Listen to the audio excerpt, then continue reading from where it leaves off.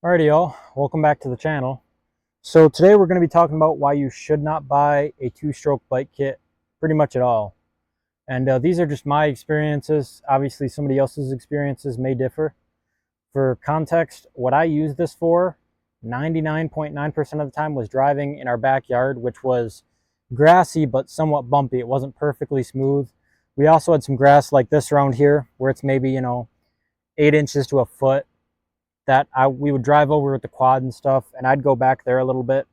We had 5 acres, so just kind of grass and a little bit out back, riding where we'd ride the quads. It was somewhat bumpy, but not terribly bumpy, not terribly smooth. And so that's pretty much the main reason why I wouldn't get one of these. I'll say that's half the reason. Is it's definitely made for on road, and while I wouldn't consider it truly off road, there was no mud, no hills or anything. It was just bumpy. You couldn't get it really up to speed, at least not the speed you could get on a road, and it lacked power. Overall, it just didn't do well at all. Sometimes this chain would pop off, and that wasn't ideal. And yeah, it just struggled big time. Now you could make it a little bit better.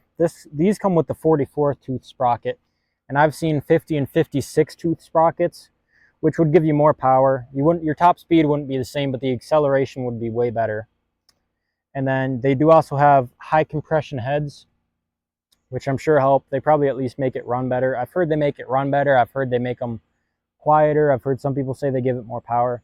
So that'd be something to check out if you wanted to actually use it a little bit more off-road. Is definitely a different rear sprocket, probably a high compression head as well. And of course they have exhaust and different spark plug ignition coils. A bunch of stuff you can change out, but I think that'd be one of the big things. They do also offer high performance carbs, which I put on this, and I found it gave it more low end torque, but the acceleration was, I don't want to say the acceleration, it felt like I couldn't get it going on as fast on the ground that we had with that as I could with this. Felt like this could go a little bit faster, but didn't quite have that low end torque. I drilled a few holes in the backside here to give it more air, and it felt like that made a little bit of a difference to give it more power. But this may vary depending on, where you are elevation wise and all that. So like I said, half of it is it struggles off road with power and acceleration. The other half is you're putting a $100 Chinese kit on a bike, which is not meant to have an engine on it. So like, for example, you can see like a few things like that's not set up right. I have a little paper towel wedged in here because this seal broke. This grip that you twist to accelerate, that cable snapped, so I had to get a whole new one of those. And then this is the chain tensioner. You just bolt it onto here. I actually drilled through that and put a large cotter pin in it because I've heard, somebody say it could potentially twist inward and then catch the spokes, and then obviously you have a very big problem. And right now, these brakes don't work at all because this was a very old bike. The old tires were very dry rotted, and it had 26 inches on it. Those popped, and then I took these off of my old bike, which was, pretty thrashed. And I put these on. These are 24 inches, and they do work. But yeah, they're too low for these rear brakes to work now. So it's cobbled together. Even if you do a good job, you're still putting something on something that is not meant to have an engine on it. It's just going to kind of be cobbled, and you're going to have problems no matter what. That's just the nature of it.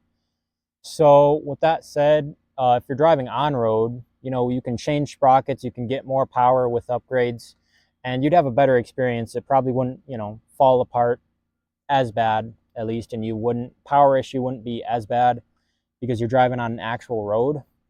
But just for me, if I were to drive it on road, it would probably be worth it if I lived in a subdivision, but I would not rely on it as my main mode of transportation because it's still, probably a fairly old design, very cheap Chinese two-stroke strapped to a bike. It would be fun just putzing around the neighborhood, but that's about it. And I don't live like that. We live out in the country. So to me, this is pretty much useless. I would not waste your money on it unless you just have a lot of free time and maybe live in a subdivision where you can drive this around or drive it nearby and not have some Karen call the cops on you. So that is why I would not buy one of these at all, or the one scenario where I would possibly consider it. But aside from that, I think they're a waste of money. But Let me know in the comments what you guys think about this. Do you like it, hate it, or love it? Thank you guys for watching. Feel free to check out some of my other videos. God bless. See you on the next one.